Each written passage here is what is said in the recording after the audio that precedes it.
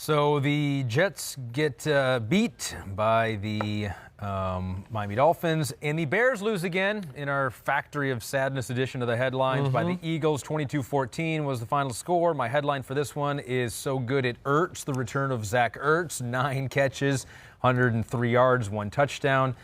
Dallas Goedert still second on the team in receiving yards with 39. They missed DeSean Jackson. Seemed like they were going to get him back. Played 4 plays and then aggravated that abdomen injury again. That stinks. Although Doug Peterson after the game weirdly optimistic about it. Said it was like no big deal. Precautionary, right? He'll be good in 2 weeks. It's like with a muscle injury like that, this seems that unpredictable. It seems like they're weirdly optimistic about him being back in a couple of weeks. Oh, hold on. We have breaking news. DeSean Jackson having surgery. Appears unlikely to play again this season, so I didn't know that either. But yeah, it's very odd for him to be that confident.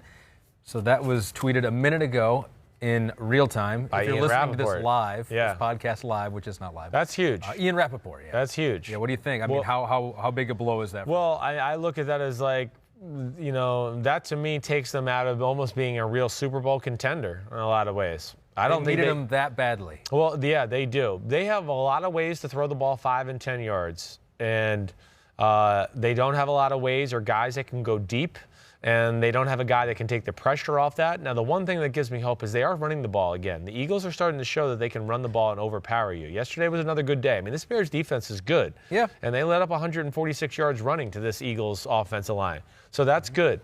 You know, the Eagles, yeah, they're going to have to do it a different way. But it is a lot of work sometimes for their pass game to do something because there's nothing to back you off. Alshon Jeffrey's a 4'6" guy, runs 4'7". Zach Ertz isn't going to scare you that way. There's just really not that guy. So that's a little bit concerning that way. There's one out there, Antonio. Antonio. Antonio Brown is out there looking for a team, ready to play. If they want to deal with that, that's fine with them. I mean, he'll certainly help them. We know that. I mean, they need somebody like that. And they do have the kind of locker room and personalities that I think could handle him. But I don't know if they want to open themselves up to the criticism and the crap they got to deal with. And it's falling apart for the Bears right now. I mean, it's not.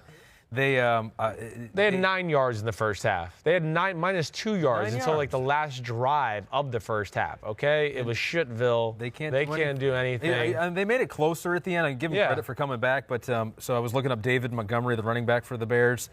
Faced an 8-man box 79% of the time, most in the NFL this week. And so they're stacking the box to stop the run because they're not afraid of Mitchell Trubisky. Nope, they're not. Why would you be? And so it's really hard for them to do anything offensive. No, yeah. I mean, they had 2 drives the whole game, and on those 2 drives, they scored touchdowns, which was good for them.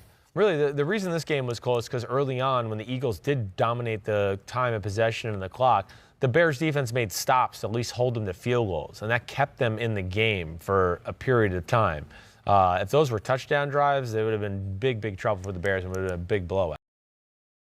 Hi, I'm Mike Tirico, and thanks for watching. Make sure to hit subscribe for the latest news and highlights from NBC Sports.